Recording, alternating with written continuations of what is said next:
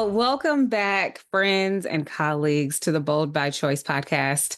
We're really excited. This season, we are talking about all things board governance.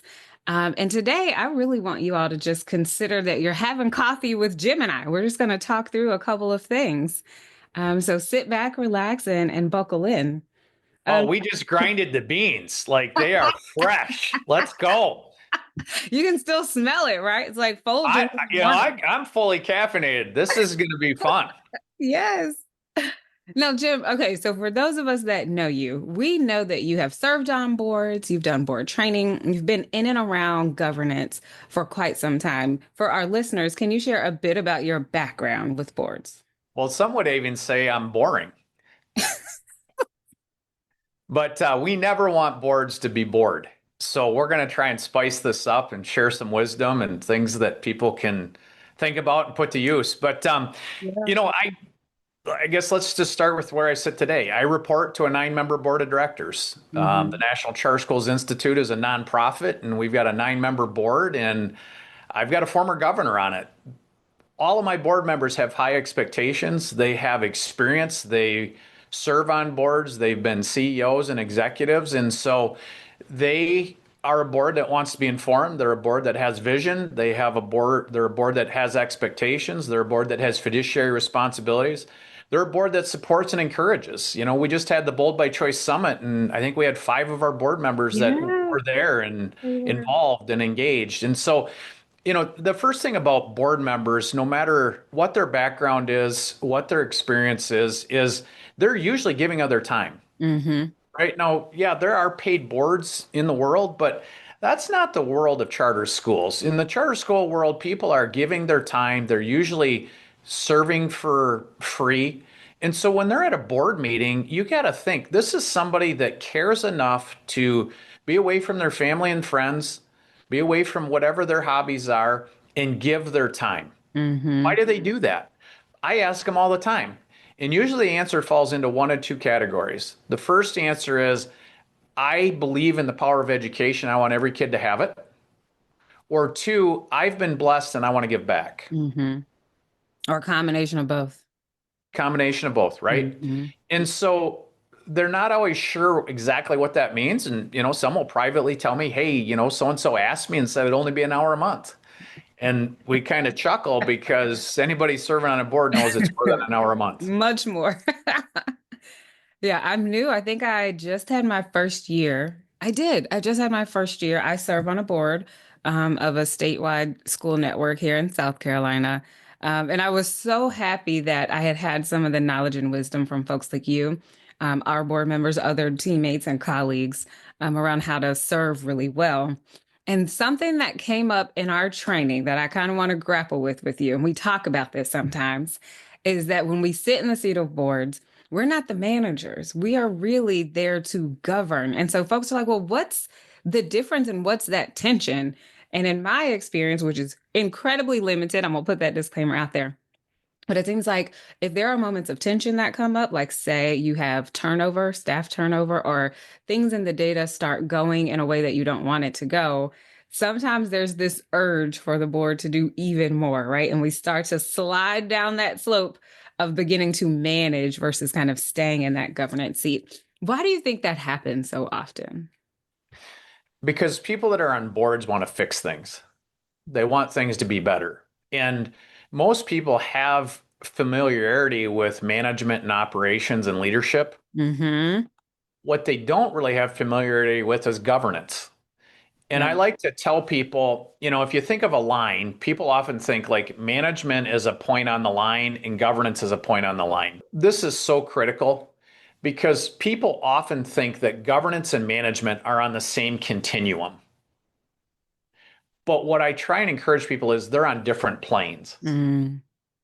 And if you think about it that way, they have different roles and responsibilities and perspective, right? So at the Institute, one of the things we say to board members is their job is to ensure, management's job is to execute. Yeah. But the fatal flaw that I see most boards get into is they co manage, right? And when the governing board is trying to Mhm. co manage with the school's leadership and administration, it's a problem.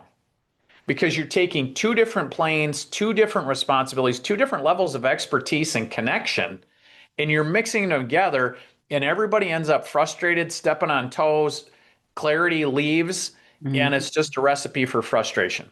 Yeah. So, what is a board's job? A board's job is to steward the organization. And what do stewards do? They care for it, they look out for it, they make it better.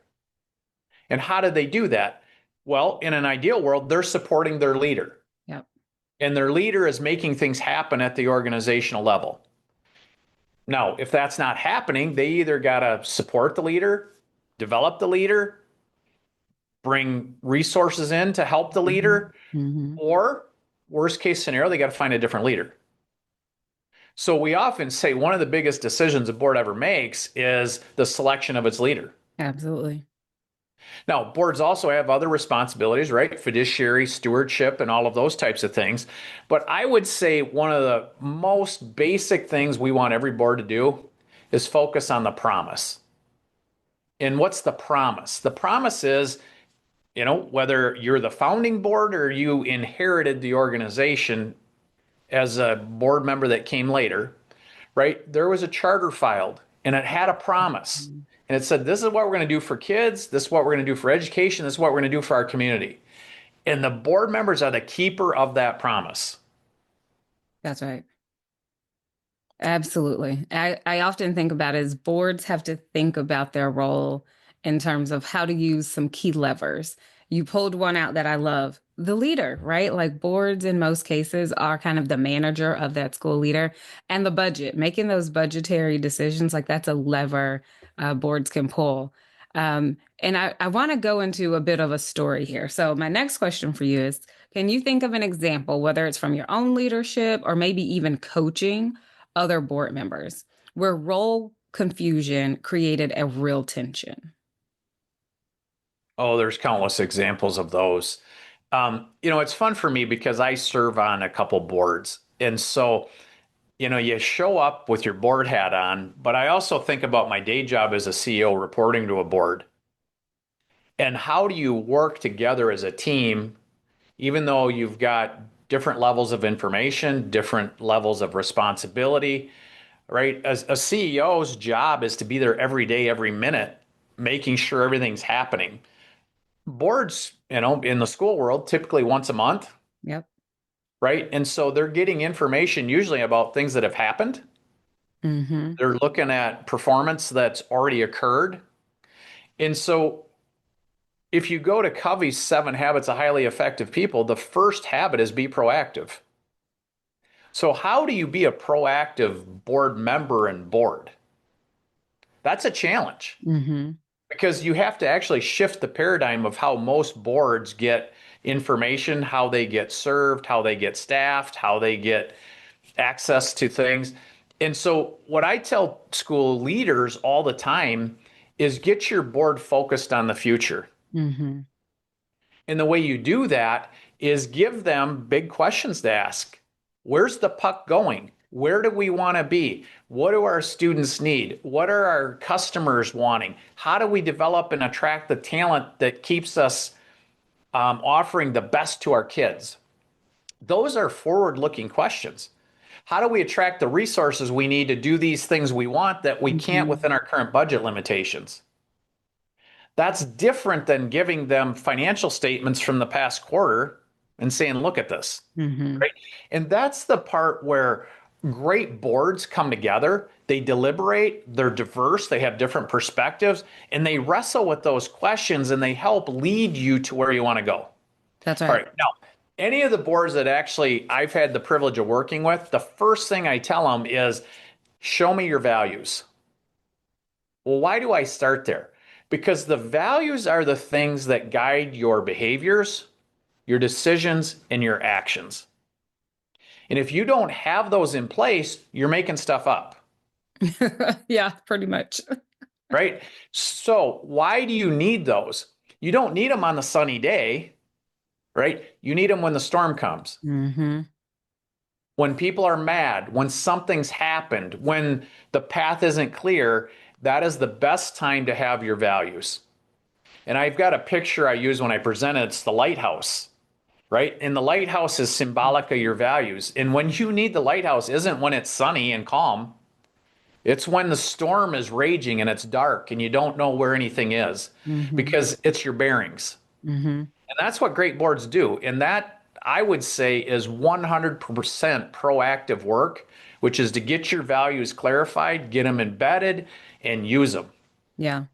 And I like a couple of things that you said. For us, one of the things that I think about practically is the request that we as a board have given to our leader, and what comes to us in our board packet, right? And so it's like, yes, we absolutely want to know what the data is like across operations, finance, et cetera, which may be in the past. And then we also have questions that we ask of her to make sure that she kind of presents in that same vein, right? How do we stay on track about what ongoing support needs to look like so that we can stay in that kind of proactive and preventive space? So I just want to echo that that is not just philosophy. As I sit on a board, we actively practice that. And we started what we call mission moments. And so we have a moment every single meeting where we reflect on our mission and how we believe we are marching toward that mission. So for those of you looking for some actual action based things you can do to kind of match the philosophy, that's one that I suggest all the time. Shanta, I love that. Boards that start with a mission moment ought to be just recognized and celebrated because they're doing Covey's second habit. They're beginning with the end in mind. Mm-hmm. Why do we exist? I like to tell the story of our former board chair at the Institute, Sid Smith. He would always stand up and write on the board, kids, exclamation point. And he'd say to the other board members, hey, we're going to talk about a lot of stuff today, but this is why we exist. Mm-hmm. And I think those mission matters, those end in minds, the why we exist is the great anchor spot for every board to start. And sometimes I just want to kind of pull out a few more pieces here. We have said these terms like governance is a discipline, right? It's not just a structure. When we say words like that, what do we mean? What do we really want board members to think about when we say things like governance is a discipline? That's a really good one because we interchange governance and boards, and they're not the same thing, right? A board is a legal entity, board is a structure, board is a group of people. Governance, I like to simplify just right down to it's how decisions get made. Mm-hmm. And I don't think that's necessarily the sole prerogative of the board or the leadership and management. I think that's a team effort. Now, there are certain things that a board has to vote on and they have to take action on. There's some things they can delegate to their leader. There's some things they can't. So, I get all of those technicalities, but at a very simple level, boards are a formal entity that have to do things by votes. But governance is how do you bring information and how do you look at it? How do you debate it? How do you discern it? How do you decide what to act? And that's why I love to tease people because if I'm speaking in front of an audience, how many of you are data informed? And everybody puts their hand up. And I'm like, okay, my dad used to tell me if my right foot's in ice water, my left foot's in boiling water, on average, the data says I'm okay. And everybody starts chuckling. Mm-hmm. But why is that illustration so important? Because that's how data can mislead you. That's why you need human judgment. That's why you need professional discretion. It's why you have a board with different perspectives to debate and discern and come to the best answer. So it's data that you got to turn into information, that you got to turn into knowledge, you got to turn into wisdom. So our theme to boards is ask wise questions, govern with wisdom. And part of wisdom is knowing when to act and when not to. Mm-hmm. And I think there are habits that come along with that. If I think about some of the cultural elements of the board I sit on and the habits and things that we have established every month, it kind of gives us that pathway by which we can have those conversations and grapple with different parts of what we're going through. What are the habits that you believe matter when you sit on a board and you really want to operate with strong governance? There's so much to say there, Vashaunta, but the first one is just dress up. Boards realm of authority is their credibility. And I think you look more credible when you dress up and come to a board meeting. And, there's an old saying in sports, you look good, you play good. But it's a serious point. I do think that board members need to dress the part as the leader of an organization. Two, I think it's helpful for boards to think that they're governing a multi-million dollar corporation. Mm-hmm. That's different than, oh, we just govern a school, or I'm a volunteer of a school. You've heard me with the justas. Justas don't win championships. And so a lot of times I hear people say, well, I'm just a board member. No, you are the governing body of a multi-million dollar public school corporation. And what are you responsible for is kids' futures, Mm-hmm. public money. That's important. And so you've got to have the Deal. discipline to begin with the end in mind, but also process, right? Mm-hmm. Boards as a public entity are responsible for making sure that what the lawyers would call there's procedural and substantive process. Mm-hmm. And so what does that mean, right? You've got to have some policies, you've got to have some procedures, you've got to have some protocols. This is how the board operates, right? This is how information comes. This is how it gets digested. And right back to the values, this is what guides our behavior. This is what guides our decisions. This is what guides our actions. Those things put a board in a much stronger spot of credibility. Mm-hmm. Now, if you boil all of that down, and this isn't Jim's opinion, this is Kuznets and Posner's The Leadership Challenge over decades, over the world. How do you get credibility? You do what you say you will do.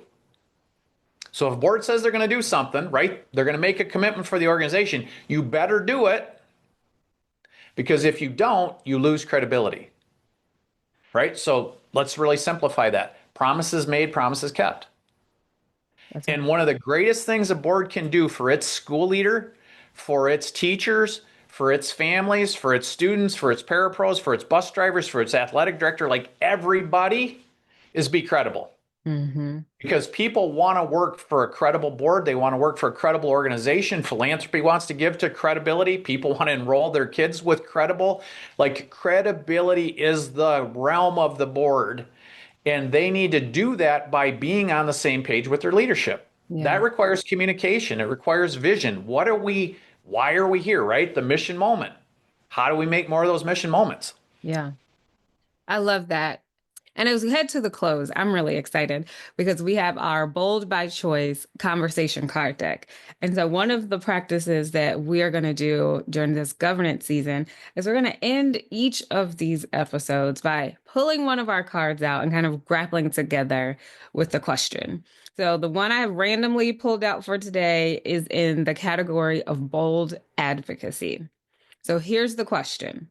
How can our governance and leadership earn greater credibility and trust with families, communities, policymakers, and partners? I'd like for us to think about that families piece. I know it had a lot of different stakeholders on there since we were talking about credibility. So, how can governance and leadership earn greater credibility and trust with families? 3 ways.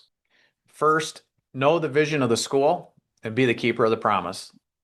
How do you do that? Well, you make sound decisions, you show up, you play well in your role as governance. And that's by having a great school leader, supporting and encouraging the team. I call it show up and play well. And one of the most important things in that role is encouraging the heart of your team, the people doing it every day. Because the better and stronger and committed and recognized and rewarded your team is, the better service they're going to provide to your students and families. I absolutely agree. And I'm going to add to that. And it's coming from my limited perspective again. But I also think knowing full well the expectations that families should have of their experience at the school.